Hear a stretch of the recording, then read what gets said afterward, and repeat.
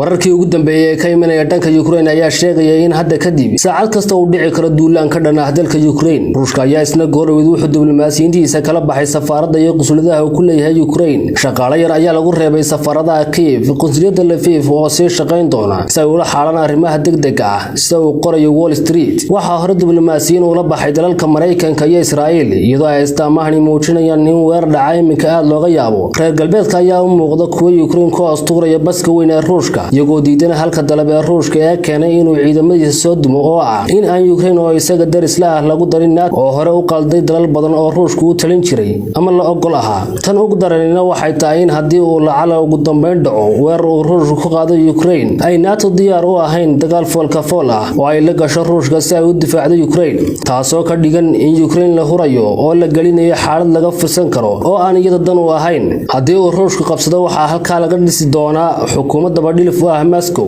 Dhanka kale dhiiranaanta Ruushka ayaa muujinaysa in xuduudda dunida ee dhanka galbeedka uu jiiftay 30 sanadood ee tagay ay mar kale miisaan korayso marka xisaabta lagu daro in Shiinuhuna uu si ka dhow ugu sii xirmayo Ruushka.